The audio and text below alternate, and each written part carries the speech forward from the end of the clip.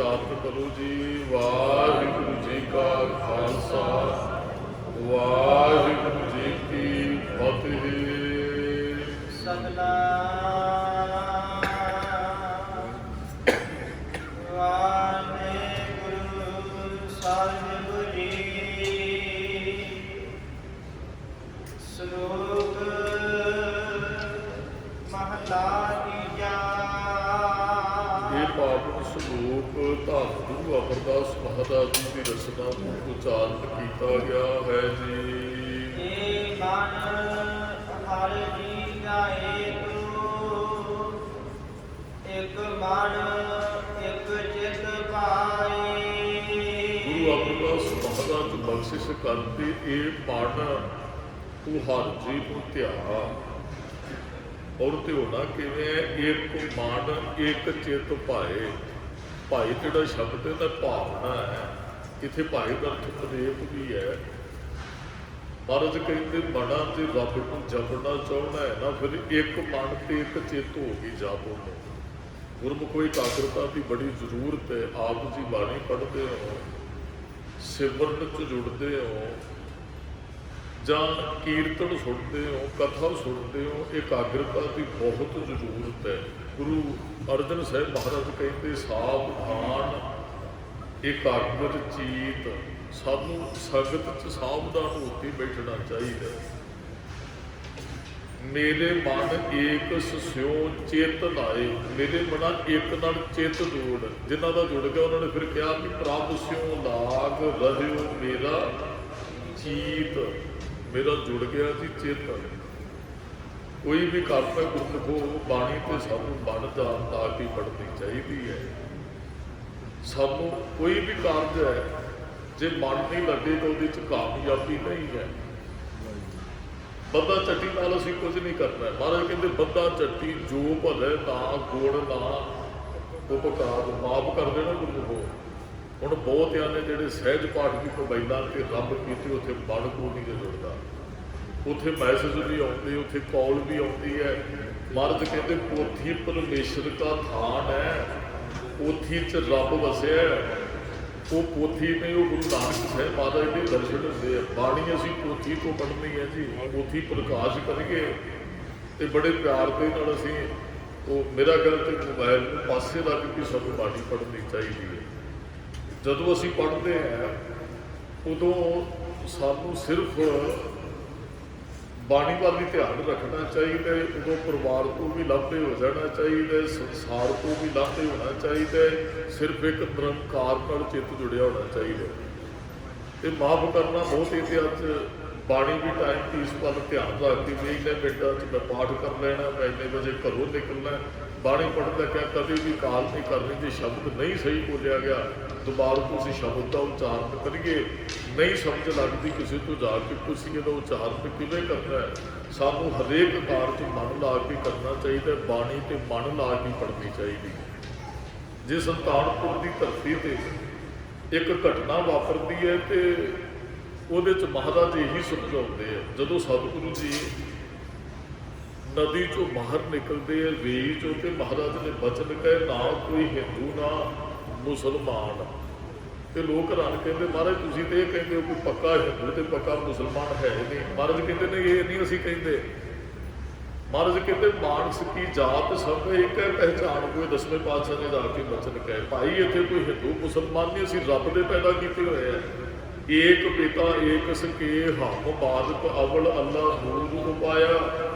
ਕੁਦਰਤ ਕੇ ਸਭ ਬੰਦੇ ਏਕ ਨੂਰ ਤੇ ਸਭ ਜਗ ਉਪਜਿਆ। ਕੌਣ ਭਲੇ ਕੋ ਮੰਦੇ ਸਭ ਮਹਿ ਜੋਤ ਜੋਤ ਹੈ ਸੋਏ। ਰੱਬ ਦੀ ਜੋਤ ਸਾਰਿਆਂ ਦੇ ਅੰਦਰ ਅਸੀਂ ਇੱਕ ਤੋਂ ਪੈਦਾ ਹੋਏ ਆ। ਐਵੇਂ ਹਿੰਦੂ ਤੇ ਮੁਸਲਮਾਨ ਇੱਕ ਦੂਜੇ ਦੇ ਗੱਲ ਨਾ ਪਿਓ। ਸਾਡਾ ਧਰਮ ਚੰਗਾ ਹੈ, ਦੂਸਰੇ ਦਾ ਧਰਮ ਮਾੜਾ ਹੈ। ਤੇ ਲੋਕਾਂ ਨੇ ਇਕੱਠੇ ਹੋ ਕੇ ਕਾਜ਼ੀਆਂ ਨੇ ਕਿਹਾ, ਉਹ ਬ੍ਰਾਹਮਣਾਂ ਨੇ ਕਿਹਾ, ਕਹਿੰਦੇ ਜੀ ਜੇ ਤੁਸੀਂ ਕਹਿੰਦੇ ਹੋ ਹਿੰਦੂ ਤੇ ਮੁਸਲਮਾਨ ਕੋਈ ਅਡਰੇ ਨਹੀਂ, ਫਿਰ ਚਲੋ ਸਾਡੇ ਨਾਲ ਮਸੀਤ 'ਚ ਨਮਾਜ਼ ਅਦਾ ਕਰੋ। ਮਹਾਰਾਜ ਕਹਿੰਦੇ ਚਲੋ ਭਾਈ ਤੁਸੀਂ ਅੱਲਾ ਕਹੇ ਕਿ ਉਹਨੂੰ ਯਾਦ ਕਰਦੇ ਹੋ, ਅਸੀਂ ਵਾਹਿਗੁਰੂ ਕਹਿ ਕੇ ਕਰਦੇ, ਕੋਈ ਰਾਮ ਕਹਿੰਦੇ ਕੋਈ ਕੁਝ। ਗੁਰਮੁਖੋ ਤੁਸੀਂ ਕਿਸੇ ਮਸੀਤ 'ਚ ਜਾਂਦੇ ਹੋ, ਉੱਥੇ ਤੁਹਾਨੂੰ ਰਾਮ ਸ਼ਬਦ ਸੁਣਨ ਨੂੰ ਨਹੀਂ ਮਿਲੇਗਾ। ਮਸੀਤ ਦੇ ਅੰਦਰ ਕਿਸੇ ਮੰਦਰ 'ਚ ਜਾਂਦੇ ਹੋ ਤੁਹਾਨੂੰ ਅੱਲਾ ਸ਼ਬਦ ਨਹੀਂ ਸੁਣਨ ਨੂੰ ਮਿਲੇਗਾ। ਗੁਰਦੁਆਰੇ ਆਉਣੇ ਇੱਥੇ ਤੁਹਾਨੂੰ ਇੱਕ ਸ਼ਬਦ ਸੁਣਨ ਨੂੰ ਮਿਲੇਗਾ, ਕੋਈ ਬੋਲੇ ਰਾਮ ਰਾਮ, ਕੋਈ ਖੁਦਾਏ, ਕੋਈ ਸੇਵੈ ਗੁਸਈਆਂ, ਕੋਈ ਅਲਾਹੇ, ਕਾਰਨ ਕਰਨ ਕਰੀਮ। ਇੱਥੇ ਰਾਮ ਰਾਮ ਵੀ ਪੜਿਆ ਜਾਂਦਾ, ਇੱਥੇ ਅੱਲਾ ਦਾ ਵੀ ਕੀਤਾ ਜਾਂਦਾ। ਅੱਲਾਹ ਕੀ ਕਦ ਬੰਦਗੀ, ਮਹਾਰਾਜ ਨੇ ਬਹੁਤ ਵਾਰੀ ਸ਼ਬਦ ਬੋਲੇ, ਸ਼ੇਖ ਫਰੀਦ ਪਿਆਰੇ ਅੱਲਾ ਲੱਗੇ, ਇਹੋ ਤਨ ਹੋਸੀ ਖਾਕ ਨਿਭਾਵੀ ਗੋਲ ਕਰੇ। ਮਹਾਰਾਜ ਕਹਿੰਦੇ ਜੇ ਰਾਮ ਰਾਮ ਕਹਿੰਦਾ ਫਿਰ ਪ੍ਰਭਗਤਾ ਧਾਰਨ ਕਰ, ਜੇ ਅੱਲਾ ਅੱਲਾ ਕਹਿੰਦਾ ਉਹਦੇ ਨਾਲ ਚਿੱਤ ਜੋੜ ਕੇ ਉਹਨੂੰ ਅੱਲਾ ਨੂੰ ਯਾਦ ਕਰ। ਸਿੱਖਾ ਤੂੰ ਵਾਹਿਗੁਰੂ ਕਹਿੰਦਾ ਚਿੱਤ ਲਾ ਕੇ ਉਹਨੂੰ ਚੇਤੇ ਕਰ। ਕਹਿੰਦੇ ਮਹਾਰਾਜ ਗੁਰੂ ਨਾਨਕ ਸਾਹਿਬ ਜੀ, ਜੇ ਤੁਸੀਂ ਕਹਿੰਦੇ ਹੋ ਅੱਲਾ ਰਾਮ ਗੌਡ ਕਰੀਮ ਰਹੀਮ ਵਾਹਿਗੁਰੂ ਕੋਈ ਫਰਕ ਨਹੀਂ ਹੈ, ਫਿਰ ਚਲੋ ਮਸੀਤ ਸਾਡੇ ਨਾਲ ਨਵਾਜ਼ ਅਦਾ ਕਰੋ। ਮਹਾਰਾਜ ਕਹਿੰਦੇ ਚਲੋ ਭਾਈ, ਬਹੁਤ ਲੋਕ ਇਕੱਠੇ ਹੋਏ ਨੇ ਗੁਰੂ ਨਾਨਕ ਸਾਹਿਬ ਅੱਜ ਮਸੀਤ 'ਚ ਚੱਲੇ ਆ। ਜਦੋਂ ਉੱਥੇ ਗਏ ਕਾਜੀ ਕਹਿੰਦੇ ਚਲੋ ਜੀ ਨਵਾਜ਼ ਅਦਾ ਕਰੀਏ, ਨਵਾਬ ਵੀ ਕਹਿੰਦਾ। ਮਹਾਰਾਜ ਕਹਿੰਦੇ ਚਲੋ, ਇਹਨਾਂ ਨੇ ਆਪਣੇ ਸਰੀਰ ਝੁਕਾਏ, ਥੱਲੇ ਮਸੱਲੇ ਵਿਛਾਏ। ਜਿਹੜਾ ਥੱਲੇ ਕੱਪੜਾ ਮੁਸਲਮਾਨ ਵੀਰ ਵਿਛਾਉਂਦੇ ਉਹਨੂੰ ਮਸੱਲਾ ਕਿਹਾ ਜਾਂਦਾ ਹੈ। ਜਦੋਂ ਇਹਨਾਂ ਨੇ ਕੱਪੜਾ ਵਿਛਾ ਕੇ ਨਵਾਜ਼ ਅਦਾ ਕੀਤੀ, ਮਹਾਰਾਜ ਉਸੇ ਤਰ੍ਹਾਂ ਵੇਖਦੇ ਗਏ। ਇਹ ਹੈਰਾਨ ਹੋਏ। ਨਵਾਜ਼ ਅਦਾ ਕਰਨ ਤੋਂ ਬਾਅਦ ਕਹਿੰਦੇ ਸਤਿਗੁਰੂ ਤੁਸੀਂ ਕਹਿੰਦੇ ਹੋ ਅੱਲਾ ਤੇ ਰਾਮ 'ਚ ਕੋਈ ਅੰਤਰ ਨਹੀਂ ਹੈ, ਤੇ ਫਿਰ ਮਹਾਰਾਜ ਤੁਸੀਂ ਨਵਾਜ਼ ਅਦਾ ਕਿਉਂ ਨਹੀਂ ਕੀਤੀ? ਮਹਾਰਾਜ ਕਹਿੰਦੇ ਤੁਸੀਂ ਕਿਹੜੀ ਕੀਤੀ ਹੈ? ਕਹਿੰਦੇ ਮਹਾਰਾਜ ਸਾਰਿਆਂ ਨੇ ਲੋਕ ਵੀ ਕਹਿਣ ਲੱਗੇ ਜਿਹੜੇ ਮੁਸੀਬਤੀਆਂ ਕੰਧਾਂ ਤੇ ਚੜ੍ਹੇ ਹੋਏ ਸਨ, ਕਹਿੰਦੇ ਜੀ ਗੁਰੂ ਨਾਨਕ ਸਾਹਿਬ ਜੀ ਤੁਸੀਂ ਨਹੀਂ ਕੀਤੀ ਹੈ ਤੇ ਸਾਰੇ ਝੁਕਦੇ ਰਹੇ। ਤੇ ਮਹਾਰਾਜ ਨੇ ਉਦੋਂ ਕਾਜੀ ਨੂੰ ਬੋਲ ਕਹਿਣ ਲੱਗੇ, ਕਾਜੀ ਅਸੀਂ ਸਿਰ ਝੁਕਾਓ ਨੂੰ ਨਵਾਜ਼ ਨਹੀਂ ਮੰਨਦੇ ਹੈ, ਅਸੀਂ ਕੋਈ ਸਰੀਰ ਦੀ ਹਰਕਤ ਨੂੰ ਨਵਾਜ਼ ਨਹੀਂ ਮੰਨਦੇ ਹੈ। ਮਹਾਰਾਜ ਕਹਿੰਦੇ ਤੂੰ ਤੇ ਵਿਸ਼ੇਰੀ ਦੀ ਰਾਖੀ ਕਰਦਾ ਰਿਹਾ, ਨਵਾਜ਼ ਕਿੱਥੇ ਅਦਾ ਕੀਤੀ ਹੈ? ਨਵਾਬ ਨੂੰ ਕਹਿੰਦੇ ਤੂੰ ਤੇ ਕਾਬਲ ਚੋਂ ਘੋੜੇ ਖਰੀਦ ਰਿਹਾ, ਤੇਰੀ ਨਵਾਜ਼ ਕਿਤੇ? ਮਹਾਰਾਜ ਨੇ ਉੱਥੇ ਇਹੀ ਤੇ ਕਿਹਾ ਸੀ ਭਾਈ, ਜੇ ਅੱਲਾ ਨੂੰ ਯਾਦ ਕਰਨਾ ਹੈ ਤੇ ਇੱਕ ਮਨ ਇੱਕ ਚਿੱਤ ਹੋ ਕੇ ਕਰਨਾ ਹੈ। ਜੇ ਸਰੀਰ ਵੀ ਝੁਕਾਈ ਜਾਂਦੇ ਹੋ ਸੁਰਤ ਕਿਤੇ ਹੋਰ ਹੈ। ਮਹਾਰਾਜ ਕਹਿੰਦੇ ਕਾਹਦੀ ਨਵਾਜ਼ ਹੈ? ਜੇ ਮੱਥਾ ਟੇਕੀਏ ਤੇ ਖਿਆਲ ਕਰਦੇ ਅੰਦਰ ਬੈਠੇ ਗੁਰਦੁਆਰੇ ਹੋਈਏ ਤੇ ਕੰਮ ਸੁਰਤ ਕੁਝ ਹੋਰ ਕਰਦੀ ਹੋਵੇ, ਫਿਰ ਮਹਾਰਾਜ ਕਹਿੰਦੇ ਗੁਰਦੁਆਰੇ ਕਾਹਦਾ ਹੋਣਾ ਹੈ? ਕਹਿਣ ਦਾ ਭਾਵ ਹੈ ਵੀ ਇਹ ਮਨ ਹਰ ਜੀ ਧਿਆਏ ਤੂੰ, ਇਹ ਮਨ ਹਰ ਜੀ ਨੂੰ ਧਿਆ, ਔਰ ਇੱਕ ਮਨ ਇੱਕ ਚਿੱਤ ਭਾਏ, ਚਿੱਤ 'ਚ ਪ੍ਰੇਮ ਹੋਣਾ ਚਾਹੀਦਾ। ਜਪਜੀ ਸਾਹਿਬ 'ਚ ਮਹਾਰਾਜ ਨੇ ਕਿਹਾ ਸੁਣਿਆ ਮੰਨਿਆ ਮਨ ਕੀਤਾ ਭਾਉ। ਭਾਉ ਦਾ ਅਰਥ ਇੱਥੇ ਭਾਈ ਦਾ ਅਰਥ ਪ੍ਰੇਮ ਹੈ, ਉੱਥੇ ਭਾਉ ਦਾ ਅਰਥ ਵੀ ਪ੍ਰੇਮ ਹੈ। ਮਰਜ ਕਹਿੰਦੇ ਉਹਨੂੰ ਸੁਣਦਾ ਉਹਨੂੰ ਜਪਦਾ, ਤੇਰੇ ਅੰਦਰ ਪ੍ਰੇਮ ਹੋਣਾ ਚਾਹੀਦਾ। ਜਿਹੜਾ ਕਾਰਜ ਕਰਦਾ ਉਹ ਕਾਰਜ ਦੀ ਭਾਵਨਾ ਹੋਣੀ ਚਾਹੀਦੀ ਹੈ। ਗੁਰੂ ਅਮਰਦਾਸ ਮਹਾਰਾਜ ਨੇ ਬਚਨ ਕਹੇ, ਮਨਾ ਜੇ ਵਾਹਿਗੁਰੂ ਨੂੰ ਜਪਣਾ ਤੇਰਾ ਮਨ ਤੇਰਾ ਚਿੱਤ ਉਸ ਵਾਹਿਗੁਰੂ ਨਾਲ ਜੁੜਿਆ ਹੋਣਾ ਚਾਹੀਦਾ ਹੈ।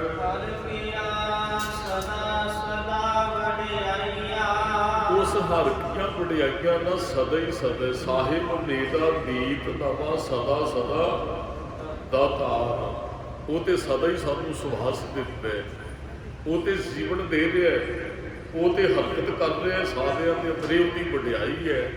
ਇਹ ਨਹੀਂ ਹੈ ਵੀ ਰੱਬ ਨੇ ਸਾਨੂੰ ਪੈਦਾ ਕਰਕੇ ਉਹ ਸਾਡੇ ਵੱਲੋਂ ਬੇਫਿਕਰ ਹੋ ਗਿਆ। ਰੱਬ ਸਵਾਸ ਕਰਕੇ ਸਾਨੂੰ ਸਾਂਭ ਰਿਹਾ। ਸਾਨੂੰ ਰੱਬ ਦੀ ਨਿੱਤ ਵਡਿਆਈ ਕਰਨੀ ਚਾਹੀਦੀ ਹੈ, ਰੱਬ ਦੀ ਸਾਨੂੰ ਨਿੱਤ ਸ਼ੋਭਾ ਕਰਨੀ ਚਾਹੀਦੀ, ਕਿਉਂਕਿ ਨਿੱਤ ਸਾਨੂੰ ਦਾਤਾਂ ਦੇ ਕੇ ਉਹ ਨਵਾਜ਼ਦਾ ਹੈ। ਮਹਾਰਾਜ ਕਹਿੰਦੇ ਹਰ ਕੀਆਂ ਸਦਾ ਸਦਾ ਵਡਿਆਈਆਂ ਭਾਈ। ਉਸ ਹਰ ਕੀਆਂ ਉਸ ਪ੍ਰਮਾਤਮਾ ਦੀਆਂ ਸਦਾ ਹੀ ਵਡਿਆਈਆਂ ਗਾਉਣੀਆਂ ਚਾਹੀਦੀਆਂ, ਗਾਇਨ ਕਰਨੀਆਂ ਚਾਹੀਦੀਆਂ ਹਨ। ਉਹ ਰੱਬ ਦਾ ਇੱਕ ਸੁਭਾਅ ਆ, ਉਹ ਦੇ ਕੇ ਕਦੇ ਪਛਤਾਵਾ ਨਹੀਂ ਕਰਦਾ। ਆਪ ਜੀ ਨਾ ਮੰਨ ਲਓ ਕਿਸੇ ਕੋਈ ਰਿਸ਼ਤੇਦਾਰ ਨੂੰ ਕੋਈ ਕਾਰਜ ਪੈ ਜਾਂਦਾ, ਤੁਸੀਂ ਉਹਦੀ ਕਰ ਦਿੰਦੇ ਹੋ ਮਦਦ, ਉਹ ਬੰਦਾ ਕਾਮਯਾਬ ਹੋ ਜਾਂਦਾ ਹੈ ਜਿਹਦੀ ਤੁਸੀਂ ਹੈਲਪ ਕਰਦੇ ਹੋ। ਉਹ ਫਿਰ ਜਦੋਂ ਕਾਮਯਾਬ ਹੋ ਗਿਆ ਫਿਰ ਤੁਹਾਡੀ ਪਰਵਾਹ ਕਰਨੀ ਛੱਡ ਜਾਂਦਾ ਹੈ। ਜੇ ਤੁਹਾਨੂੰ ਬੁਲਾਏਗਾ ਨਹੀਂ ਤੇ ਤੁਹਾਨੂੰ ਫਿਰ ਇਸ ਗੱਲ ਦਾ ਪਛਤਾਵਾ ਲੱਗ ਜਾਣਾ ਹੈ ਵੀ ਮੈਨੂੰ ਇਸ ਬੰਦੇ ਦੀ ਮਦਦ ਨਹੀਂ ਸੀ ਕਰਨੀ ਚਾਹੀਦੀ। ਐਸਾ ਹੀ ਹੁੰਦਾ ਕਈ ਵਾਰੀ ਅਸੀਂ ਕਿਸੇ ਦੀ ਮਦਦ ਕਰਕੇ ਫਿਰ ਪਛਤਾਵਾ ਕਰਦੇ ਹਾਂ ਬਾਅਦ ਦੇ ਅੰਦਰ। ਰੱਬ 'ਚ ਇੱਕ ਇਹੋ ਜਿਹਾ ਗੁਣ ਹੈ, ਉਹ ਦੇ ਕੇ ਕਦੇ ਪਛਤਾਉਂਦਾ ਨਹੀਂ ਹੈ। ਦਿੱਤਾ ਸਾਰਿਆਂ ਨੂੰ ਸਭ ਕੁਝ ਪਰਮਾਤਮਾ ਨੇ ਹੈ, ਉਹ ਦਿੰਦਾ ਹੈ। ਹੁਣ ਲੈਣ ਵਾਲਾ ਉਹਨੂੰ ਚੇਤੇ ਰੱਖੇ ਚਾਹੇ ਨਾ ਰੱਖੇ, ਰੱਬ ਪਛਤਾਵਾ ਨਹੀਂ ਕਰਦਾ। ਤੁਸੀਂ ਕਿਸੇ ਦਾ ਕੁਝ ਭਲਾ ਕਰਦੇ ਹੋ, ਤੁਹਾਡਾ ਉਹ ਥੈਂਕਸ ਨਹੀਂ ਕਰਦਾ, ਤੁਹਾਡਾ ਉਹ ਸ਼ੁਕਰਾਨਾ ਨਹੀਂ ਕਰਦਾ, ਉਹ ਤੁਹਾਡੀ ਜੀ ਹਜ਼ੂਰੀ ਨਹੀਂ ਕਰਦਾ ਤੇ ਤੁਹਾਨੂੰ ਗੁੱਸਾ ਲੱਗੇਗਾ ਇਸ ਗੱਲ ਦਾ, ਔਰ ਤੁਸੀਂ ਝੂਰੋਗੇ ਵੀ ਮੈਂ ਇਹਦੀ ਮਦਦ ਨਹੀਂ ਸੀ ਕਰਨੀ, ਪਛਤਾਵਾ। ਮਹਾਰਾਜ ਕਹਿੰਦੇ ਰੱਬ 'ਚ ਇੱਕ ਬਹੁਤ ਵੱਡਾ ਗੁਣ ਹੈ, ਉਹ ਦਿੰਦਾ ਹੈ। ਜੀਵ ਲੈਂਦੇ ਥੱਕ ਵੀ ਜਾਂਦੇ ਹੈ, ਪਰ ਦਿੱਤੇ ਦਾ ਉਹਨੂੰ ਪਛਤਾਵਾ ਕੋਈ ਨਹੀਂ ਹੈ। ਉਹ ਦੇ ਕੇ ਕਦੇ ਪਛਤਾਉਂਦਾ ਨਹੀਂ ਵੀ ਇਹਨੂੰ ਤੇ ਇੰਨਾ ਕੁਝ ਦਿੱਤਾ ਸੀ, ਮੈਨੂੰ ਜਪ ਕਿਉਂ ਨਹੀਂ ਰਿਹਾ ਹੈ। ਹਰ ਕੈ ਸਦ ਬਲਿਹਾਰ ਸਤਿਗੁਰੂ ਕਹਿੰਦੇ ਹਰ ਤੋਂ ਸਦਾ ਬਲਿਹਾਰ ਜਾਣਾ ਚਾਹੀਦਾ ਹੈ। ਉਸ ਪਰਮਾਤਮਾ ਤੋਂ ਕਿਉਂ ਬਲਿਹਾਰ ਜਾਣਾ ਚਾਹੀਦਾ ਹੈ? ਪਰਮਾਤਮਾ ਨੇ ਸਾਨੂੰ ਜੀਓ ਪਾਏ ਪਿੰਡ ਜਿਨ ਸਾਜਿਆ ਦਿੱਤਾ ਪਹਿਨਣ ਖਾਣ, ਸਾਰਾ ਕੁਝ ਉਹਦੀ ਬਖਸ਼ਿਸ਼ ਹੈ ਜੋ ਸਾਡੇ ਕੋਲ ਹੈ। ਮਰਜ਼ ਕਹਿੰਦੇ ਉਹਦੇ ਤੋਂ ਬਲਿਹਾਰ ਜਾਣਾ ਚਾਹੀਦਾ ਹੈ। ਕਈ ਵਾਰੀ ਨਾ ਆਪਾਂ ਵੇਖਦੇ ਆ ਇੱਕ ਪਰਿਕਰਮਾ ਕਰਨੀਆਂ ਵੀ ਬਲਿਹਾਰ ਜਾਣਾ ਹੈ, ਕਿਸੇ ਤੋਂ ਵਾਰ ਨੇ ਕਰਨੇ ਉਹਨੂੰ ਬਲਿਹਾਰ ਜਾਣਾ ਕਹਿੰਦੇ ਆ। ਕਈ ਵਾਰੀ ਆਪਾਂ ਵੇਖਦੇ ਆ ਮਾਂ ਪਿਓ ਬੱਚੇ ਦਾ ਵਿਆਹ ਰੱਖਦੇ ਆ ਤੇ ਉਹ ਬੱਚੇ ਦੇ ਸਿਰ ਉੱਪਰ ਨਾ ਪੈਸੇ ਸੁੱਟਦੇ ਆ ਮਾਤਾ ਪਿਤਾ। ਉਹ ਪਤਾ ਮਤਲਬ ਕੀ ਹੈ ਪੈਸੇ ਸੁੱਟਣ ਦਾ? ਬੇਟਾ ਸਭ ਤੋਂ ਕੀਮਤ ਰੁਪਈਏ ਦੀ ਜ਼ਿਆਦੀ ਹੈ ਸੰਸਾਰ ਦੇ ਅੰਦਰ, ਤੇ ਮਾਂ ਪਿਓ ਉੱਥੇ ਆਪਣੇ ਪਿਆਰ ਦਾ ਇਜ਼ਹਾਰ ਕਰਨਾ ਚਾਹੁੰਦੇ ਆ। ਬੇਟਾ ਅਸੀਂ ਤੈਨੂੰ ਕਿੰਨਾ ਕੁ ਪਿਆਰ ਕਰਦੇ ਹਾਂ, ਫਿਰ ਪੈਸੇ ਸੁੱਟਦੇ ਨੇ ਵਾਰ ਕੇ, ਉਹ ਗੇੜੇ ਦੇ ਕੇ ਨਾ ਪੁੱਤਰ ਦੇ ਸਿਰ ਦੇ ਉੱਪਰ ਦੀ, ਫਿਰ ਉਹ ਪੈਸੇ ਸੁੱਟਦੇ ਕਹਿੰਦੇ ਸਾਡੀ ਨਜ਼ਰ 'ਚ ਪੈਸੇ ਦੀ ਕੋਈ ਕੀਮਤ ਨਹੀਂ, ਅਸੀਂ ਪੁੱਤਰ ਤੇਰੇ ਤੋਂ ਕੁਰਬਾਨ ਕਰਦੇ, ਇਹ ਮਾਇਆ ਮਾਰ ਕੇ ਤੇਰੇ ਤੋਂ ਸੁੱਟਦੇ ਆ। ਜੇ ਅਸੀਂ ਪਰਿਕਰਮਾ ਕਰਦੇ ਆ ਚਲੋ ਉੱਥੇ ਤੇ ਮਾਇਆ ਮਾਰੀ ਜਾਂਦੀ ਹੈ, ਇੱਥੇ ਆਪਣੇ ਆਪ ਨੂੰ ਵਾਰਿਆ ਜਾਂਦਾ। ਜੋ ਪਰਿਕਰਮਾ ਕਰਨੀ ਆਪਣੇ ਆਪ ਨੂੰ ਬਲਿਹਾਰ ਉਹਦੇ ਤੋਂ ਜਾਣਾ ਹੀ ਹੈ। ਪਰਿਕਰਮਾ ਇਸ ਗੱਲ ਦਾ ਪ੍ਰਤੀਕ ਨੇ। ਸਤਿਗੁਰੂ ਜੀ ਮੈਂ ਤੁਹਾਡੇ ਤੋਂ ਬਲਿਹਾਰ ਜਾਂਦਾ, ਬਲਿਹਾਰ ਅਸੀਂ ਕਿਉਂ ਜਾਣਾ ਹੈ? ਜਿਹਨੂੰ ਚੇਤੇ ਕੀਤਿਆਂ ਸਾਨੂੰ ਸੁੱਖ ਮਿਲਦਾ, ਫਿਰ ਉਹਦੇ ਤੋਂ ਕੁਰਬਾਨ ਬਲਿਹਾਰ ਤੇ ਫਿਰ ਜਾਣਾ ਹੀ ਚਾਹੀਦਾ ਸਿੱਖ ਨੂੰ। ਜਿਹਨੂੰ ਜਪਣ ਕਰਕੇ ਸਾਨੂੰ ਸੁੱਖ ਮਿਲਦਾ। ਮੰਨ ਲਓ ਕੋਈ ਬੰਦਾ ਬਿਮਾਰ ਹੈ, ਉਹ ਕਿਸੇ ਡਾਕਟਰ ਤੋਂ ਦਵਾਈ ਲੈਂਦਾ, ਉਹਨੂੰ ਤੰਦਰੁਸਤੀ ਮਿਲ ਜਾਂਦੀ। ਦਵਾਈ ਇੱਕ ਪਾਸਿਓਂ ਤੰਦਰੁਸਤੀ ਦਿੰਦੀ ਹੈ, ਕਿਤੇ ਨਾ ਕਿਤੇ ਉਹਦਾ ਸਾਈਡ ਇਫੈਕਟ ਹੈ, ਉਹ ਕੋਈ ਹੋਰ ਰੋਗ ਸਾਡੇ ਸਰੀਰ ਤੋਂ ਪੈਦਾ ਕਰ ਦਿੰਦੀ ਹੈ। ਇੱਕ ਪਾਸਿਓਂ ਤੰਦਰੁਸਤੀ, ਦੂਸਰੇ ਪਾਸਿਓਂ ਹੋਰ ਬਿਮਾਰੀ। ਪਰ ਜਿਹੜਾ ਗੁਰੂ ਤੇ ਰੱਬ ਹੈ ਨਾ, ਇਹਨੂੰ ਜਪਿਆ ਤੇ ਗੁਰਮੁਖੋਂ ਸਾਨੂੰ ਸੁੱਖ ਹੀ ਮਿਲਣਾ, ਕੋਈ ਸਾਈਡ ਇਫੈਕਟ ਨਹੀਂ ਹੈ। ਜੇ ਅਸੀਂ ਜਪਾਂਗੇ, ਬਚਨ ਬਹੁਤ ਵਾਰੀ ਦਾਸ ਨੇ ਪੜ੍ਹੇ ਹੈ, ਘਰ ਸੁਖ ਵਸਿਆ ਬਾਹਰ ਸੁਖ ਪਾਇਆ, ਕਹੋ ਨਾਨਕ ਗੁਰ ਮੰਤਰ ਦ੍ਰਿੜਾਇਆ। ਜਿੱਦਣ ਗੁਰੂ ਦਾ ਮੰਤਰ ਦ੍ਰਿੜ ਕਰ ਲਾਂਗੇ ਨਾ, ਗੁਰੂ ਮੁਖ ਤੋਂ ਕਹੋ ਤੇ ਸਹੀ ਤੁਹਾਨੂੰ ਸੁਖ ਮਿਲੇਗਾ। ਰੱਬ ਨੂੰ ਜਪੋ ਤੇ ਸਹੀ ਤੁਹਾਨੂੰ ਸੁਖ ਮਿਲੇਗਾ।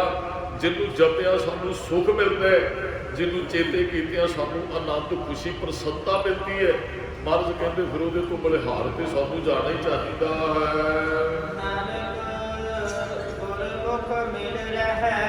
ਨਾਨਕ ਜਿਹੜੇ ਗੁਰੂ ਨੂੰ ਮੁੱਖ ਤੱਕ ਕੇ ਜੀਵਨ ਜਿਉਂਦੇ, ਉਹ ਮਿਲੇ ਰਹਿੰਦੇ ਨੇ ਜੀ ਰੱਬ ਦੇ ਨਾਲ। ਗੋਦ ਮੁੱਖ, ਗੁਰੂ ਨੂੰ ਮੁੱਖ ਤੱਕ ਕੇ ਜੀਵਨ ਜਿਉਣਾ। ਮਾਫ ਕਰਨਾ ਸੀ ਅੱਜ ਹੋਰ ਕਿਸੇ ਪਾਸੇ ਨੂੰ ਚਲੇ ਗਏ। ਜਿਹੜਾ ਹੁਕਮਨਾਮਾ ਸਾਹਿਬ ਹੁੰਦਿਆਂ ਮੱਥਾ ਟੇਕੀ ਜਾਂਦਾ ਜਾਂ ਬੈਠਦਾ, ਮੈਨੂੰ ਪਤਾ ਹੀ ਨਹੀਂ ਗੁਰਦੁਆਰੇ ਕੀ ਲੈਣਾ ਹੁੰਦਾ। ਤੇ ਅੱਜ ਵਿਦੇਸ਼ੀ ਲੋਕ ਜਿਹੜੇ ਨੇ ਉਹ ਹਰਿਮੰਦਰ ਸਾਹਿਬ ਦੇ ਹੁਕਮਨਾਮੇ ਦੀ ਵੇਟ ਕਰਦੇ ਹੈ ਕਿ ਗੁਰੂ ਰਾਮਦਾਸ ਜੀ ਮਹਾਰਾਜ ਅੱਜ ਕੀ ਬੋਲਦੇ ਨੇ ਮੁਖ ਤੋਂ, ਤੇ ਸਾਰਾ ਦਿਨ ਆਪਣਾ ਉਸ ਤਰ੍ਹਾਂ ਹੀ ਕੱਢਦੇ ਹੈ ਜਿਵੇਂ ਗੁਰੂ ਰਾਮਦਾਸ ਜੀ ਨੇ ਹੁਕਮ ਕੀਤਾ ਹੁੰਦਾ। ਤੇ ਅਸੀਂ, ਇਹਦਾ ਮਤਲਬ ਉਹ ਗੁਰਮੁਖ ਹੈ, ਅਸੀਂ ਗੁਰਮੁਖ ਨਹੀਂ ਹੈ। ਵੀ ਹਰਿਮੰਦਰ ਸਾਹਿਬ ਤੋਂ ਹੁਕਮਨਾਮਾ ਆਉਂਦਾ ਹੈ ਤੇ ਸਾਰਾ ਦਿਨ ਉਸ ਹੁਕਮਨਾਮੇ ਦੇ ਅਨੁਸਾਰ ਜਿਹੜਾ ਬਤੀਤ ਕਰਦੇ ਕਿ ਉਹਨੂੰ ਗੁਰਮੁਖ ਕਹਾਂਗੇ। ਵੀ ਗੁਰੂ ਨੂੰ ਮੁੱਖ ਰੱਖ ਕੇ ਚੱਲਦਾ ਹੈ, ਉਹ ਗੁਰੂ ਦੀ ਸਿੱਖਿਆ ਤੇ ਚੱਲਦਾ ਹੈ। ਤੇ ਜਿਹੜਾ ਗੁਰੂ ਦੀ ਸਿੱਖਿਆ ਤੇ ਚੱਲਦਾ ਮਿਲਿਆ ਰਹਿੰਦਾ ਜੀ ਰੱਬ ਨੂੰ, ਕਦੇ ਟੁੱਟਦਾ ਹੀ ਨਹੀਂ ਹੈ ਗੁਰੂ ਤੇ ਰੱਬ ਨਾਲ, ਕਿਉਂਕਿ ਜੀਵਨ 'ਚ ਗੁਰੂ ਹੈ, ਅਗਵਾਈ ਗੁਰੂ ਕਰ ਰਿਹਾ। ਗੁਰਮੁਖ ਬਣਨਾ ਵੈਸੇ ਗੁਰਮੁਖ ਬੜਾ ਔਖਾ ਹੈ। ਉਹਦੇ ਵਾਸਤੇ ਜੇ ਸੁਖ ਦੇ ਤਾਂ ਤੁਝੇ ਆਜ਼ਾਦੀ, ਦੁੱਖ ਵੀ ਤੁਝੇ ਧਿਆਈ ਅਵਸਥਾ। ਜਦ ਅਸੀਂ ਬਚਨ ਪੜ੍ਹਦੇ ਜੈਸੀ ਆਗਿਆ ਕੀਨੀ ਠਾਕੁਰ ਤਿਸ ਤੇ ਮੁਖ ਨਹੀਂ ਬੋਲਿਓ, ਸਹਿਜ ਆਨੰਦ ਰਖਿਓ ਗ੍ਰਹਿ ਭੀਤਰ ਉਠ ਕੋ ਆਹੂੰ ਕੋ ਦੌਰਿਓ, ਆਗਿਆ ਮੈਂ ਭੂਖ ਸੋਈ ਕਰ ਸੂਖਾ ਸੂਗ ਹਰਖ ਨਹੀਂ ਜਾਣਿਓ, ਜੋ ਜੋ ਹੁਕਮ ਭਾਇਓ ਸਾਹਿਬ ਕਾ ਸੋ ਮਾਥੇ ਲੈ ਮਾਨਿਓ। ਹੁਣ ਸਤਿਗੁਰਾਂ ਦੀ ਆਗਿਆ 'ਚ ਹੁਕਮ 'ਚ ਚੱਲਣਾ ਬੜਾ ਔਖਾ ਹੈ। ਗੁਰਮੁਖ ਜੋ ਗੁਰੂ ਹੁਕਮ ਕਰਦੇ ਉਹਨੂੰ ਸਿਰ ਮੱਥੇ ਪ੍ਰਵਾਨ ਕਰ ਲੈਣਾ ਬਹੁਤ ਔਖਾ ਹੈ। ਰੱਬ ਦੀ ਰਜ਼ਾ ਚਾਹ ਲੈਣਾ ਬਹੁਤ ਔਖਾ ਹੈ। ਪਰ ਇੱਥੇ ਗੁਰੂ ਸਾਹਿਬ ਜੀ ਕਹਿੰਦੇ ਜਿਹੜੇ ਗੁਰਮੁਖ ਨੇ ਉਹ ਰੱਬ ਨੂੰ ਮਿਲੇ ਲੈਂਦੇ ਹਨ। ਉਹ ਸ਼ਬਦ ਨਾਲ ਜੁੜ ਕੇ ਆਪਣੇ ਹਉਮੈ ਨੂੰ ਸਾੜ ਦਿੰਦੇ ਹੈ। ਹਉਮੈ ਕਿਸੇ ਤਰੀਕੇ ਦੀ ਵੀ ਹੋ ਸਕਦੀ, ਕਿਸੇ ਕੋਲ ਵਿਦਿਆ ਦੀ ਹਉਮੈ ਹੈ, ਕੋਈ ਕਹਿੰਦਾ ਮੇਰੇ ਵਰਗਾ ਸਿਆਣਾ ਕੋਈ ਨਹੀਂ ਹੈ, ਕੋਈ ਕਹਿੰਦਾ ਮੇਰੇ ਕੋਲ ਪਦਵੀ ਹੈ, ਮੇਰੇ ਕੋਲ 4 ਕਿੱਲੇ ਜ਼ਮੀਨ ਹੈ, ਮੈਂ ਬਹੁਤ ਵੱਡੀ ਗੱਡੀ ਤੇ ਸਫ਼ਰ ਕਰਦਾ, ਮੇਰਾ ਘਰ ਪਿੰਡ ਤੋਂ ਬਹੁਤ ਸੋਹਣਾ ਹੈ। ਅਨੇਕਾਂ ਤਰੀਕਿਆਂ ਨਾਲ ਮਨੁੱਖ ਹਉਮੈ 'ਚ ਗਰਸਿਆ। ਇੱਕ ਬਚਨ ਅਸੀਂ ਬਹੁਤ ਵਾਰੀ ਪੜ੍ਹਿਆ, ਗੁਰੂ ਦੀ ਸੇਵਾ ਕਰਾਂਗੇ ਹਉਮੈ ਨਹੀਂ ਰਹੇਗੀ। ਸਤਿਗੁਰ ਕੀ ਸੇਵਾ ਸਫਲ ਹੈ, ਜੇ ਕੋ ਕਰੇ ਚਿਤ ਲਾਏ, ਮਨ ਚਿੰਦਿਆ ਫਲ ਪਾਵਣਾ ਹਉਮੈ ਵਿੱਚੋਂ ਜਾਏ। ਜਿੱਥੇ ਮਨ ਚਿੰਦਿਆ ਫਲ ਮਿਲਦਾ ਉੱਥੇ ਮਹਾਰਾਜ ਕਹਿੰਦੇ ਗੁਰੂ ਦੀ ਸੇਵਾ ਕੀਤੀ ਹਉਮੈ ਅੰਦਰੋਂ ਚਲੀ ਜਾਂਦੀ ਹੈ। ਸ਼ਬਦ ਨਾਲ ਜੁੜ ਕੇ ਹਉਮੈ ਛੱਡਦੀ। ਔਰ ਸ਼ਬਦ ਨੇ ਕਿਵੇਂ ਹਉਮੈ ਨੂੰ ਸਾੜੇਗਾ ਜੀ? ਸ਼ਬਦ ਹੈ ਵੀ ਮੇਰਾ ਬੁਝ ਮੈਂ ਕਿਛ ਨਹੀਂ, ਜੋ ਕਿਛ ਹੈ ਸੋ ਤੇਰਾ। ਜਿੱਦਣ ਇਹ ਗੱਲ ਸਮਝ ਆ ਗਈ ਮੇਰਾ ਕੁਝ ਵੀ ਨਹੀਂ ਹੈ, ਫਿਰ ਹਉਮੈ ਕਿਸ ਗੱਲ ਦੀ ਰਹੇਗੀ? ਸ਼ਬਦ ਨਹੀਂ ਹਉਮੈ ਸਾੜਨੀ ਹੈ। ਕੋਈ ਬੰਦਾ ਮੰਨ ਲਓ ਇੱਥੇ ਹੰਕਾਰ ਚੁੱਕੀ ਫਿਰੇ ਗੁਰੂ ਸਾਹਿਬ ਦੇ ਕੋਲ, ਤੇ ਮਹਾਰਾਜ ਨੇ ਕਹਿਣਾ ਓਏ ਤੇਰਾ ਹੈ ਕੀ ਜਿਹਦਾ ਹੰਕਾਰ ਕਰਦਾ? ਜਿੱਦਣ ਇਹ ਗੱਲ ਸਮਝ ਆ ਗਈ ਫਿਰ ਸ਼ਬਦ ਹਉਮੈ ਸਾੜ ਦਿੰਦੇ ਵੀ ਮੇਰਾ ਤੇ ਹੈ ਹੀ ਕੁਝ ਨਹੀਂ। ਹਉਮੈ ਕਾਹਦੀ? ਨਾ ਸਰੀਰ ਮੇਰਾ, ਨਾ ਧਨ ਮੇਰਾ, ਨਾ ਜ਼ਮੀਨ ਮੇਰੀ, ਨਾ ਕੁਝ ਵੀ ਨਹੀਂ ਸਾਡਾ। ਪਰ ਸਾਡੀ ਹਾਲਤ ਕੀ ਹੈ? ਮੇਰੀ ਮੇਰੀ ਕਰਤੈ ਜਨਮ ਗਇਓ, ਸਾਇਰ ਸੋਖ ਭੁਜੰਗ ਬੜਿਓ। ਬੰਦਾ ਮੇਰੀ ਮੇਰੀ ਕਰਦਿਆਂ ਸਾਰਾ ਜੀਵਨ ਆਪਣਾ ਇਤਨਾ ਹੀ ਵਿਅਰਥ ਗਵਾ ਲੈਂਦਾ ਹੈ। ਮਹਾਰਾਜ ਕਹਿੰਦੇ ਜਦੋਂ ਪੂਰਨ ਤੌਰ ਤੇ ਸਿੱਖ ਸ਼ਬਦ ਨਾਲ ਜੁੜ ਜਾਂਦਾ ਇਹਦੇ ਅੰਦਰੋਂ ਹਉਮੈ ਖਤਮ ਹੋ ਜਾਂਦੀ। ਗੁਰੂ ਸਮਝਾ ਦਿੰਦੇ, ਬੰਦਿਆ ਤੈਨੂੰ ਜਨਮ ਕਿਸੇ ਦੂਸਰੇ ਨੇ ਦਿੱਤਾ, ਵਿਦਿਆ ਤੂੰ ਦੂਸਰੇ ਤੋਂ ਪ੍ਰਾਪਤ ਕਰਨ ਜਾਂਦਾ ਰਿਓ, ਧਨ ਤੈਨੂੰ ਦੂਸਰਿਆਂ ਦਾ ਹੀ ਪ੍ਰਾਪਤ ਹੋਇਆ, ਸਾਰਾ ਕੁਝ ਤੈਨੂੰ ਦੂਸਰਿਆਂ ਤੋਂ ਮਿਲਿਆ। ਜਿੱਦਣ ਤੂੰ ਸੰਸਾਰ ਤੋਂ ਗਿਆ ਹੋਰ 4 ਬੰਦਿਆਂ ਨੇ ਤੈਨੂੰ ਮੋਢਾ ਦਿੱਤਾ, ਤੇਰਾ ਹੈ ਕੀ ਸੀ ਚੀਜ਼ ਦੀ ਹਉਮੈ ਕਰੀ ਬੈਠੋ। ਜਿੱਦਣ ਇਹ ਗੱਲ ਸਮਝ ਆ ਗਈ ਫਿਰ ਗੁਰਮੁਖ ਕਾਬੂ ਹਉਮੈ ਸੜ ਜਾਂਦੀ। ਉਹ ਸੜੇਗੀ ਸ਼ਬਦ ਨਾਲ ਜੁੜਿਆ। ਵੈਸੇ ਤੇ ਸੰਸਾਰ 'ਚੋਂ ਹਉਮੈ ਲੱਗਦੀ ਹੈ ਸਾਨੂੰ। ਉਹ ਬੰਦਾ ਉਹਦੇ ਕੋਲ ਆਇਆ, ਉਹ ਬੰਦਾ ਇਸ ਤਰ੍ਹਾਂ ਜਿਉਂਦਾ ਅਸੀਂ ਵੇਖਦੇ ਤੇ ਹਉਮੈ ਦੇ ਸ਼ਿਕਾਰ ਹੁੰਦੇ ਆ। ਜਦੋਂ ਗੁਰੂ ਸਾਹਿਬ ਦੀ ਤਾਬਿਆ 'ਚ ਆਣ ਕੇ ਕੋਈ ਬੈਠ ਜਾਂਦਾ, ਜਦੋਂ ਸ਼ਬਦ ਨਾਲ ਜੁੜ ਜਾਂਦਾ ਗੁਰੂ, ਫਿਰ ਉਹਦੇ ਅੰਦਰੋਂ ਹਉਮੈ ਨੂੰ ਸਾੜ ਕੇ ਰੱਖ ਦਿੰਦੇ ਹਨ। ਇਹ ਅਗਲਾ ਵੀ ਪਾਵਨ ਸਲੋਕ ਗੁਰੂ ਅਮਰਦਾਸ ਮਹਾਰਾਜ ਜੀਆਂ ਦਾ ਹੈ ਜੀ। ਮਹਾਰਾਜ ਕਹਿੰਦੇ ਸੇਵਾ 'ਚ ਵੀ ਉਹ ਆਪ ਹੀ ਜੀਵ ਨੂੰ ਲਾਉਂਦਾ ਹੈ। ਗੁਰਮੁਖੋ ਸੇਵਾ ਉਹਦੀ ਕਿਰਪਾ ਨਾਲ ਹੁੰਦੀ ਹੈ। ਉਹ ਬਖਸ਼ਿਸ਼ ਵੀ ਕਰਦਾ ਹੈ ਤੇ ਉਹ ਬਖਸ਼ਦਾ ਵੀ ਹੈ। ਇਹ 2 ਗੁਣ ਰੱਬ 'ਚ ਬਹੁਤ ਵੱਡੇ ਹੈ। ਉਹ ਬਖਸ਼ਿਸ਼ ਕਰਦਾ ਜਿਹੜੇ ਸੇਵਾ 'ਚ ਜੁੜੇ ਹੋਏ ਆ। ਅਸਲੀ ਸੇਵਾ ਤੇ ਸ਼ਬਦ ਦੀ ਵਿਚਾਰ ਕਰਨੀ, ਗੁਰੂ ਦੀ ਸਿੱਖਿਆ 'ਚ ਚੱਲਣਾ। ਹਾਂ ਅਸੀਂ ਗੁਰਦੁਆਰੇ ਆਉਣੇ ਆ, ਕੋਈ ਜੋੜੇ ਝਾੜ ਦੀ ਸੇਵਾ ਕਰਦੇ ਉਹ ਪ੍ਰਵਾਨ ਹੈ। ਹਾਂ ਜੋੜਾ ਜਿਹੜਾ ਝਾੜੇਗਾ ਉਹ ਹਉਮੈ ਉਹਦੇ ਅੰਦਰੋਂ ਦੂਰ ਹੋ ਜਾਂਦੀ ਹੈ। ਕੋਈ ਝੂਠੇ ਬਰਤਨ ਸਾਫ਼ ਕਰਦੇ, ਗੁਰੂ ਸਾਹਿਬ ਜੀ ਆਪ ਇਹ ਸੇਵਾਵਾਂ ਕਰਦੇ ਰਹੇ ਹੈ। ਕੋਈ ਤੱਪੜ ਝਾੜਦਾ, ਕੋਈ ਜਲ ਵਰਤਾਉਣ ਦੀ ਸੇਵਾ ਕਰਦੇ, ਪੁਰਾਤਨ ਸਮੇਂ ਪੱਖੇ ਝੱਲਣ ਦੀ ਸੇਵਾ ਹੁੰਦੇ ਨੇ। ਮਹਾਰਾਜ ਕਹਿੰਦੇ ਸੇਵਾ ਵੀ ਗੁਰੂ ਆਪ ਕਰਵਾਉਂਦਾ, ਉਹਦੀ ਬਖਸ਼ਿਸ਼ ਤੋਂ ਬਗੈਰ ਅਸੀਂ ਸੇਵਾ ਅਨੇਕਾਂ ਤਰ੍ਹਾਂ ਦੀ ਹੈ ਗੁਰੂ। ਹੁਣ ਇੰਨੀਆਂ ਕੁ ਸੇਵਾ ਨਹੀਂ ਜਿਹੜੀਆਂ ਆਪਾਂ ਗਿਣਨੀਆਂ ਵੀ ਝਾੜੂ ਮਾਰਨਾ ਜਾਂ ਤੱਪੜ ਝਾੜਨੇ ਜਾਂ ਜੋੜੇ ਸਾਫ਼ ਕਰਨੇ, ਬਰਤਨ। ਅਸਲ ਦੇ ਅੰਦਰ ਨਾ ਸੇਵਾ ਕੀਤੀ ਸਫਲ ਹੈ ਜਿਤ ਸਤਿਗੁਰ ਕਾ ਮਨ। ਉਹ ਸੇਵਾ ਸਫਲ ਜਿਹਦੇ ਤੇ ਗੁਰੂ ਪ੍ਰਸੰਨ ਹੋ ਜਾਂਦਾ। ਸੇਵਾ ਕਿਹੋ ਜਿਹੀ ਹੈ? ਇਹ ਮੌਕੇ ਤੇ ਕਈ ਵਾਰੀ ਸਾਨੂੰ ਪਤਾ ਲੱਗਦਾ ਵੀ ਸੇਵਾ ਜਦੋਂ ਅਸੀਂ ਸੰਥਿਆ ਲੈ ਰਹੇ ਹਾਂ ਨਾ। ਅਸੀਂ ਇੱਕ ਵਾਰੀ ਆਪਣੇ ਉਸਤਾਦ ਜੀ ਦੇ ਨਾਲ ਗਏ, ਰਸਤੇ 'ਚ ਨਾ ਇੱਕ ਸਾਡੇ ਉਸਤਾਦ ਜੀ ਨਾਲ ਨਾ 2 ਸਰੀਰ ਜਿਹੜੇ ਨਾ ਉਹ ਰਫੜਾਂ ਵਾਲੇ ਹੁੰਦੇ ਹਨ। ਉਹ ਬਾਬਾ ਜੀ ਵੀ ਨਾਲ ਸਾਡੇ ਜਾਂਦੇ ਹੁੰਦੇ ਹਨ ਤੇ ਰਸਤੇ 'ਚ ਇੱਕ ਗਾਂ ਦਾ ਐਕਸੀਡੈਂਟ ਹੋਇਆ ਤੇ ਉਹ ਜਿਹੜੇ ਬਾਬਾ ਜੀ ਨਾਲ ਸਨ ਉਹ ਨਾਲ ਦੇ ਸਿੰਘ ਨੂੰ ਕਹਿੰਦੇ ਵੀ ਥੱਲੇ ਉਤਰ ਤੇ ਇਹ ਗਾਂ ਨੂੰ ਨਾ ਗੋਲੀ ਮਾਰਦੇ। ਉਹ ਹੁਣ ਅਸੀਂ ਸਾਰੇ ਉਦੋਂ ਬੱਚੇ ਸੀ, ਅਸੀਂ ਆਖਿਆ ਜੀ ਇਹ ਤੇ ਬੜਾ ਵੱਡਾ ਪਾਪ ਹੈ। ਉਹ ਜਦੋਂ ਗੋਲੀ ਮਾਰਨ ਵਾਲਾ ਕਹਿੰਦਾ ਜੀ ਕਿਵੇਂ ਗੋਲੀ ਮਾਰਦਾ ਗਊ ਨੂੰ, ਉਸਤਾਦ ਜੀ ਨੇ ਕਿਹਾ ਇਹ ਪਾਪ ਨਹੀਂ, ਇਹ ਤੁਹਾਡੀ ਸੇਵਾ ਹੈ ਵੀ ਉਹ ਤੜਫ ਕੇ ਪਤਾ ਨਹੀਂ ਭੁੱਖੀ ਪਿਆਸੀ ਕਿੰਨੇ ਕੁ ਚਿਰ ਨੂੰ ਸਰੀਰ 'ਚੋਂ ਜਾਨ ਨਿਕਲੇਗੀ। ਤੇ ਸਾਡੇ ਉਸਤਾਦ ਜੀ ਨੇ ਕਿਹਾ ਕਹਿੰਦੇ ਤੁਸੀਂ ਗੋਲੀ ਮਾਰੋ ਦੇ ਪਾਠ ਅਸੀਂ ਕਰਦੇ ਹਾਂ। ਫਿਰ ਗੱਡੀ 'ਚ ਪਾਠ ਕਰਾਇਆ ਜੀ ਉਸ ਆਤਮਾ ਦੀ ਸ਼ਾਂਤੀ ਵਾਸਤੇ ਜਿਹੜੀ ਗਊ ਸੀ। ਹੁਣ ਵੇਖਣ ਵਾਲੇ ਨੂੰ ਲੱਗੇਗਾ ਵੀ ਇਹ ਬੰਦਾ ਬੜਾ ਨਿਰਦਈ ਹੈ, ਕਿਸੇ ਨੂੰ ਗੋਲੀ ਮਾਰਦਾ ਹੈ। ਅਸਲ ਦੇ ਵਿੱਚ ਉਹ ਕਹਿੰਦੇ ਨਹੀਂ ਇਹ ਸੇਵਾ ਹੈ। ਹਲਕਾ ਕੁੱਤਾ ਕਿਤੇ ਉਹ ਜਾਂਦਾ ਹੋਵੇ ਨਾ, ਤੁਸੀਂ ਟ੍ਰੇਨ ਪਲੇਨ 'ਚ ਗੱਡੀ 'ਚ ਜਾਂਦੇ ਹੋ, ਤੁਹਾਡੀ ਨਿਗਾਹ ਪੈ ਜਾਂਦੀ ਕਿਸੇ ਨੇ ਡਾਂਗ ਹਲਕੇ ਕੁੱਤੇ ਦੇ ਸਿਰ 'ਚ ਮਾਰੀ ਤੇ ਤੁਹਾਡੇ ਅੰਦਰ ਇਹ ਗੱਲ ਆਈ ਵੀ ਭਾਈ ਇਹ ਬੰਦਾ ਕਿੱਡਾ ਨਿਰਦਈ ਹੈ, ਬੇਜ਼ੁਬਾਨੇ ਨੂੰ ਮਾਰ ਰਿਹਾ। ਤੁਸੀਂ ਵੇਖ ਕੇ ਕਿਹਾ ਨਿਰਦਈ ਹੈ, ਅਸਲ ਦੇ ਵਿੱਚ ਉਹਨੇ ਪੁੰਨ ਕੀਤਾ ਉਹਨੂੰ ਮਾਰ ਕੇ, ਕਿਉਂਕਿ ਉਹਨੂੰ ਹਲਕਾ ਹੋ ਚੁੱਕਿਆ ਸੀ। ਉਹ ਜੇ ਨਾ ਮਾਰਦਾ ਤੇ ਉਹਨੇ ਹੋਰ 10 ਬੰਦਿਆਂ ਨੂੰ ਕੱਟਦੇ, ਹੋਰ ਮਾਰਦੇ। ਉਹਨੂੰ ਮਾਰ ਦੇਣਾ ਪਾਪ ਨਹੀਂ ਪੁੰਨ ਹੈ। 10 ਜਿਹੜੀ ਬੇਨਤੀ ਕਰਨੀ ਚਾਹੁੰਦੇ, ਸੇਵਾ ਮੌਕੇ ਤੇ ਪਤਾ ਲੱਗਦਾ ਕਿਹੋ ਜਿਹੀ ਹੈ। ਉਹ ਸੇਵਾ ਸਫਲ ਹੈ ਜਿਹਦੇ ਤੇ ਗੁਰੂ ਪ੍ਰਸੰਨ ਹੁੰਦਾ ਹੈ। ਸਾਧ ਸੇਵਾ ਕੀਤੀ ਸਫਲ ਹੈ ਜਿਤ ਸਤਿਗੁਰ ਕਾ ਮਨ ਮੰਨੇ। ਲੋਕ ਖੁਸ਼ ਹੋਣ ਚਾਹੇ ਨਾ ਹੋਣ, ਗੁਰੂ ਦਾ ਮਨ ਮੰਨਣਾ ਚਾਹੀਦਾ ਤੁਸੀਂ ਕੀ ਕਰ ਰਹੇ ਹੋ। ਜੇ ਗੁਰੂ ਖੁਸ਼ ਹੈ ਉਹ ਤੁਹਾਡੀ ਸੇਵਾ ਰੱਬ ਦੇ ਘਰ ਪ੍ਰਵਾਨ ਹੁੰਦੀ ਹੈ। ਜੇ ਗੁਰੂ ਤੁਹਾਡੇ ਵੱਲ ਹੈ, ਬੇਟਾ ਤੂੰ ਚੰਗਾ ਕੀਤਾ ਹੈ, ਜੇ ਤੁਸੀਂ ਕੁਝ ਚੰਗਾ ਕਰਮ ਕਰਕੇ ਉਹਨੇ ਗੁਰੂ ਤੁਹਾਨੂੰ ਸ਼ਾਬਾਸ਼ ਦੇ ਦਿੰਦਾ ਹੈ, ਉਹ ਸੇਵਾ ਤੁਹਾਡੀ ਦੋਵਾਂ ਲੋਕਾਂ 'ਚ ਹੀ ਪ੍ਰਵਾਨ ਹੈ। ਉਹ ਤੁਹਾਡਾ ਲੋਕ ਪ੍ਰਲੋਕ, ਕਿਉਂਕਿ ਅਸੀਂ ਬਚਨ ਪੜ੍ਹਦੇ ਗੁਰ ਸੇਵਾ ਤੇ ਸੁਖ ਉਪਜੈ, ਫਿਰ ਦੁੱਖ ਨਾ ਲੱਗੇ ਆਏ, ਜੰਮਣ ਮਰਨਾ ਮਿਟ ਗਿਆ, ਕਾਲੇ ਕਾ ਕੇਸ਼ ਨਾ ਵਸਾਏ। ਜਦ ਮਹਾਰਾਜ ਕਹਿੰਦੇ ਮੁਕਤ ਭੁਗਤ ਜੁਗਤ ਤੇਰੀ ਸੇਵਾ, ਇਹ ਸੇਵਾ ਤੋਂ ਦਾਤਾਂ ਪ੍ਰਾਪਤ ਹੁੰਦੀਆਂ। ਤੇ ਅਗਲੇ ਬਚਨ ਆ ਕੇ ਜਿਸ ਤੂੰ ਆਪ ਕਰਾਹੇ, ਸੇਵਾ ਵੀ ਆਪਣੇ ਆਪ ਨਹੀਂ ਹੁੰਦੀ ਹੈ।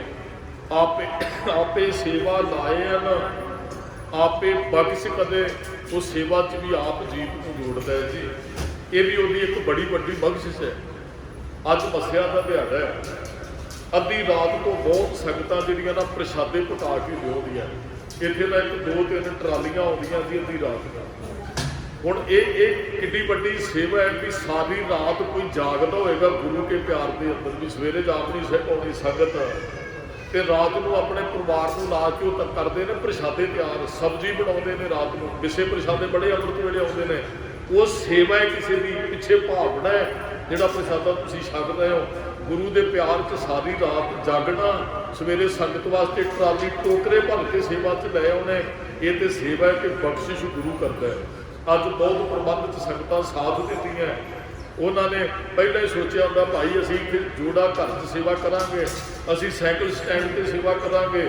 ਬਹੁਤ ਬੀਬੀਆਂ ਲੰਗਰ ਪਕਾਉਣ ਦੀ ਸੇਵਾ ਕਰਦੀਆਂ, ਬਹੁਤ ਗੁਰਮੁਖ ਪਿਆਰੇ ਪ੍ਰਸ਼ਾਦਾ ਵਰਤਾਉਣ ਦੀ ਸੇਵਾ ਕਰਦੇ ਨੇ। ਬਹੁਤ ਪ੍ਰਬੰਧ 'ਚ ਸੰਯੋਗ ਬਖਸ਼ਦੇ। ਅੱਜ ਦਾ ਸਾਰਾ ਦਿਨ ਗੁਰੂ ਕੀ ਸੇਵਾ 'ਚ ਲਾਉਂਦੇ ਹੈ। ਇਹ ਸੇਵਾ ਪ੍ਰਵਾਨ ਹੈ, ਕਿਉਂਕਿ ਗੁਰੂ ਦੀ ਹਜ਼ੂਰੀ 'ਚ ਰਹਿ ਕੇ ਜਿਹੜਾ ਸੇਵਾ ਕਰਦੇ ਗੁਰੂ ਸਾਹਿਬ ਤੋਂ ਖੁਸ਼ੀ ਪ੍ਰਾਪਤ ਕਰ ਲੈਂਦਾ ਹੈ। ਆਪੇ ਸੇਵਾ ਲਾਇਨ, ਆਪੇ ਬਖਸ਼ ਕਰਿਓ। ਸੇਵਾ 'ਚ ਲਾ ਕੇ ਜੀਵਾਂ ਤੇ ਆਪੇ ਬਖਸ਼ਿਸ਼ ਕਰਦਾ ਹੈ ਜੀ।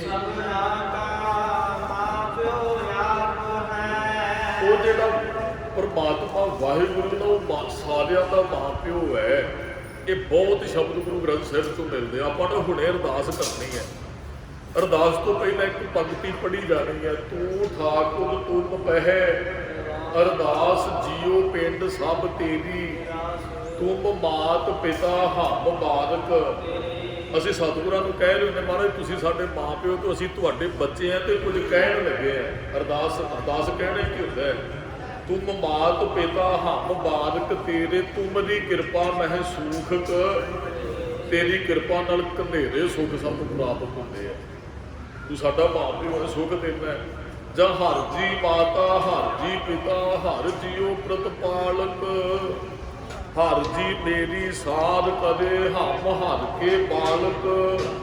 ਜਦ ਤੂੰ ਮੇਰਾ ਪਿਤਾ, ਤੂੰ ਹੈ ਮੇਰਾ ਮਾਤਾ, ਤੂੰ ਮੇਰਾ ਬੰਧੁਕ, ਤੂੰ ਮੇਰਾ ਭਰਾਤਾ, ਤੂੰ ਮੇਰਾ ਰਾਖਾ ਸਭਨੀ ਥਾਈ, ਤਾਂ ਭਉ ਕਿਹਾ ਕਾੜਾ ਜੀਓ।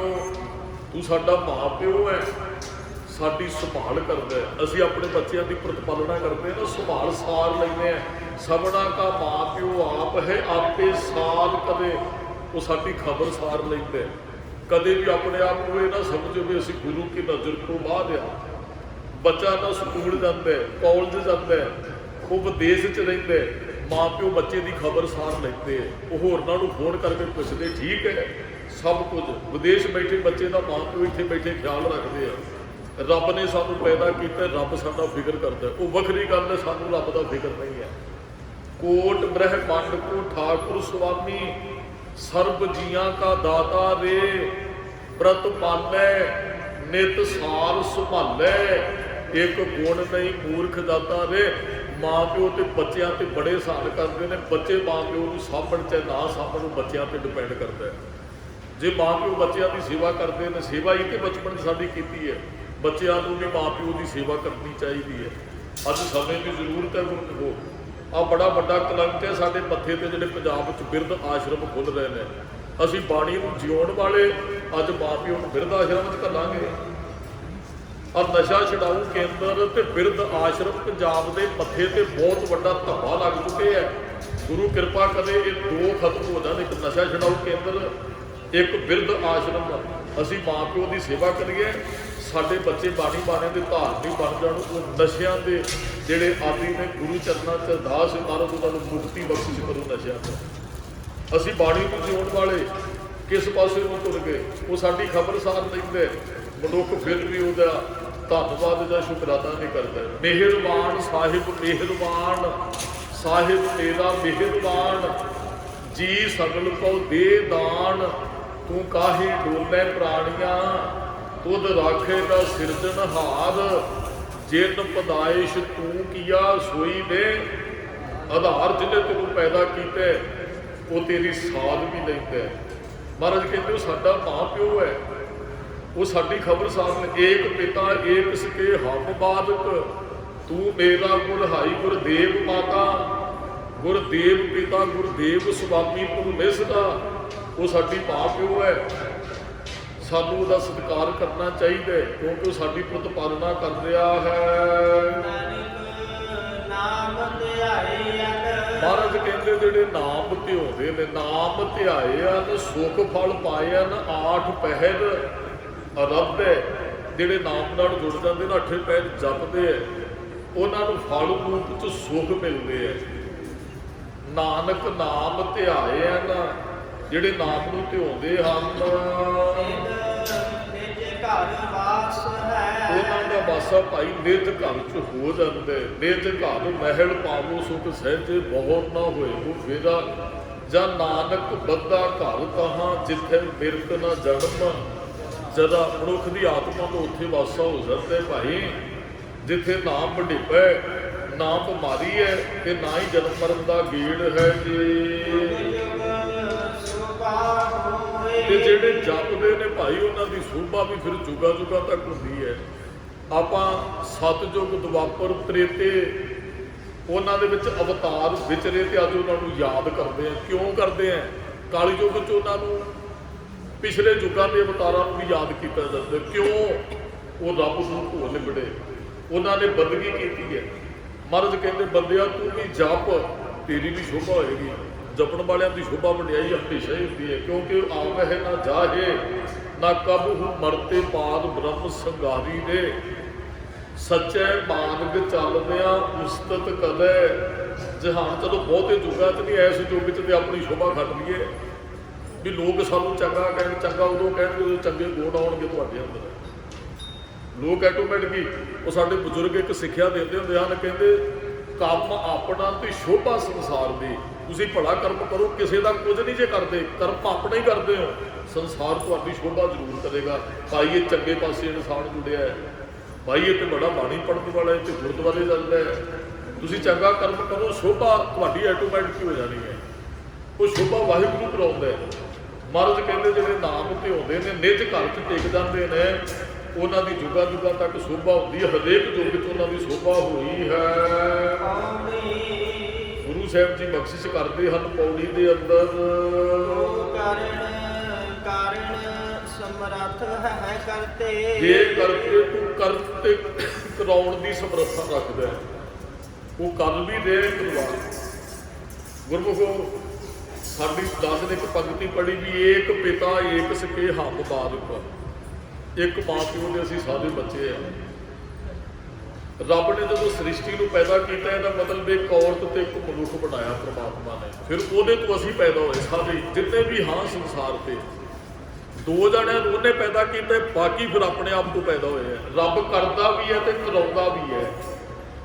ਜਿਵੇਂ ਮੰਨ ਲਓ ਕਿਸੇ ਨੇ ਗੱਡੀ ਦਾ ਮਾਡਲ ਤਿਆਰ ਕੀਤਾ, ਇੰਜੀਨੀਅਰ ਨੇ, ਉਹ ਇੱਕ ਆਪ ਤਿਆਰ ਕਰਦਾ, ਫਿਰ ਉਹੋ ਜਿਹਾ ਦੂਸਰਿਆਂ ਤੋਂ ਦੱਸ ਕੇ ਤਿਆਰ ਕਰਵਾਉਂਦਾ। ਉਹ ਕਰਦਾ ਵੀ ਹੈ ਤੇ ਤਿਆਰ ਕਰਵਾਉਂਦਾ ਵੀ ਹੈ। ਰੱਬ ਕੋਲ ਪਾਵਰ ਹੈ, ਉਹ ਪੈਦਾ ਵੀ ਕਰਦਾ ਹੈ ਤੇ ਉਹ ਦੂਸਰਿਆਂ ਤੋਂ ਕਰਾਉਣ ਦੀ ਵੀ ਸਮਰੱਥਾ ਰੱਖਦਾ ਕਿਉਂਕਿ ਸਾਰਾ ਕੁਝ ਉਹਦੇ ਹੁਕਮ 'ਚ ਹੀ ਚੱਲਦਾ ਹੈ ਨਾ।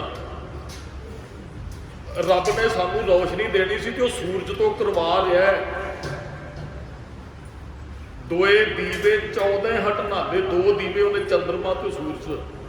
ਇਹ ਇਹਨਾਂ ਦੀ ਡਿਊਟੀ ਲੱਗੀ ਹੈ, ਇਹਨਾਂ ਦੀ ਕੋਈ ਮਰਜ਼ੀ ਨਹੀਂ ਹੈ ਵੀ ਅਸੀਂ ਥੱਕ ਚੁੱਕੇ ਹਾਂ ਵੀ ਸੂਰਜ ਕਵੇ ਚੰਦਰਮਾ ਨਾਲ ਸਲਾਹ ਕਰ ਲੈ ਵੀ ਆਪਾਂ ਤੇ ਨਹੀਂ ਸਵੇਰੇ ਚੜ੍ਹਨਾ, ਤੂੰ ਵੀ ਨਾ ਹੀ ਮੈਂ ਵੀ ਨਹੀਂ ਆਉਂਦਾ। ਇਹਨਾਂ ਦਾ ਕੋਈ ਇਹਨਾਂ ਦੇ ਵੱਸ ਦੀ ਗੱਲ ਨਹੀਂ, ਇਹ ਕਰਵਾ ਦੇ ਰੱਬ। ਉਹਨੇ ਹੁਕਮ 'ਚ ਆਕਾਸ਼ ਬੰਨਿਆ, ਧਰਤੀ ਪਾਣੀ 'ਚ ਖਿਲਾਰੀ ਹੋਈ ਹੈ, ਇਹ ਸਾਰਾ ਕੁਝ ਉਹਦੇ ਹੁਕਮ 'ਚ। ਆਸਾ ਕੀ ਵਾਰ 'ਚ ਆਪਾਂ ਇੱਕ ਸ਼ਬਦ ਪੜ੍ਹਦੇ ਹਾਂ, ਭੈ ਵਿੱਚ ਪਵਨ ਵਹਿ ਸਭ ਭਾਉ, ਭੈ ਵਿੱਚ ਚੱਲੇ ਲੱਖ ਦਰਿਆਓ, ਭੈ ਵਿੱਚ ਸੂਰਜ, ਭੈ ਵਿੱਚ ਚੰਦ, ਕੋ ਕਰੋੜੀ ਚਲਤ ਨਾ ਅੰਤ। ਇਹ ਰੱਬ ਕਰਵਾ ਰਿਹਾ ਇਹਨਾਂ ਤੋਂ, ਉਹਦੇ ਸਾਰਾ ਕੁਝ ਹੁਕਮ 'ਚ ਬੱਝੇ। ਤੂੰ ਕਰਨ ਕਾਰਨ ਸਮਰੱਥ ਹੈ ਕਰਤੇ, ਤੂੰ ਕਰਨ ਦੀ ਵੀ ਸਮਰੱਥਾ ਰੱਖਦਾ, ਤੂੰ ਕਰਾਉਣ ਦੀ ਵੀ ਸਮਰੱਥਾ। ਆਹ ਸੰਸਾਰ ਉਹਨੇ ਪੈਦਾ ਕੀਤਾ ਹੀ ਹੈ ਨਾ, ਏਕ ਕੁਆਵੇ ਤੇ ਸਭ ਹੋਆ। ਰੱਬ ਨੇ ਹੁਣ ਦੂਸਰਿਆਂ ਤੋਂ ਆਟੋਮੈਟਿਕ ਜੀਵਾਂ ਤੋਂ ਜੀਵ ਪੈਦਾ ਹੋ ਰਹੇ ਨੇ। ਅੰਡਜ ਜੇਰਜ ਸੇਤ 'ਚ ਤੇ ਉਦ ਭੁਜ ਚਾਰ ਖਾਣੀਆਂ, ਤੇ ਉਹ ਚਾਰ ਖਾਣੀਆਂ 'ਚੋਂ ਜੀਵ ਪੈਦਾ ਹੋ ਰਹੇ ਹੈ। ਮਹਾਰਾਜ ਕਹਿੰਦੇ ਤੂੰ ਕਰਨ ਤੇ ਕਰਾਉਣ ਦੀ ਸਮਰੱਥਾ ਰੱਖਦਾ ਹੈ। ਕਹਿੰਦੇ ਮੇਰੇ ਜੀਵਨ 'ਚ ਤੇਰੇ ਤੋਂ ਬਗੈਰ ਕੋਈ ਦੂਸਰਾ ਨਹੀਂ ਹੈ। ਮੈਂ ਤੁਝ ਬਿਨ, ਮੈਨੂੰ ਤੇਰੇ ਤੋਂ ਬਗੈਰ ਆਸਰਾ ਕੋਈ ਨਹੀਂ ਹੈ। ਇਹਦਾ ਸਿੱਧਾ ਅਰਥ ਇਹ ਹੀ ਹੈ, ਮੇਰਾ ਤੇ ਤੂੰ ਹੀ ਹੈ, ਤੂੰ ਮੇਰਾ ਰਾਖਾ ਸਭਨੀ ਥਾਈ ਤਾਂ ਭਉ ਕਿਹਾ ਕਾੜਾ ਜੀਓ। ਮੈਂ ਤੇ ਆਪਣੀ ਬਾਹ ਤੁਹਾਡੇ ਹੱਥ 'ਚ ਪਕੜਾਈ ਹੈ, ਮੇਰਾ ਤੇ ਆਸਰਾ ਤੁਸੀਂ ਹੋ।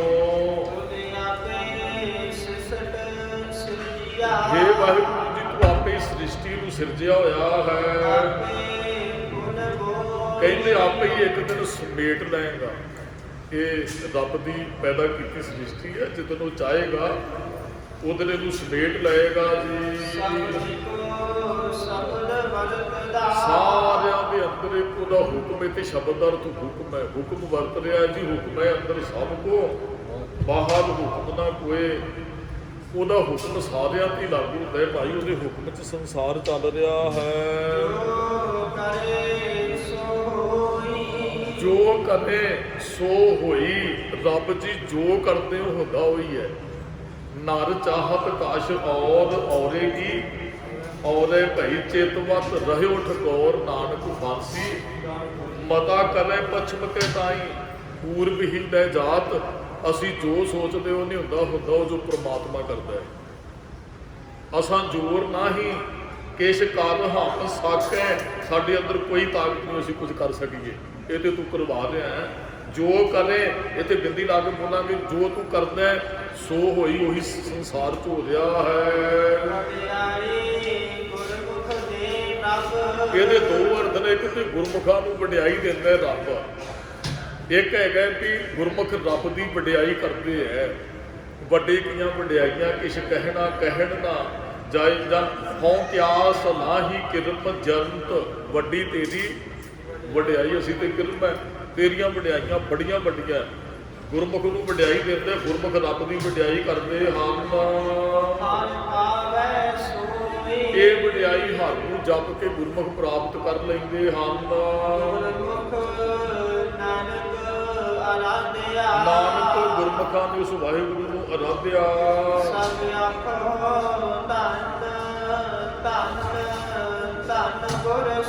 ਸਾਰੇ ਜਪਣ ਵਾਲਿਆਂ ਨੂੰ ਕਹੋ ਧੰਨ ਧੰਨ ਧੰਨ, ਤੇ ਆਪਣੇ ਗੁਰੂ ਨੂੰ ਵੀ ਧੰਨ ਕਹੋ ਜਿਹਨੇ ਜਪਣ ਦੀ ਪ੍ਰੇਰਨਾ ਦਿੱਤੀ ਹੈ।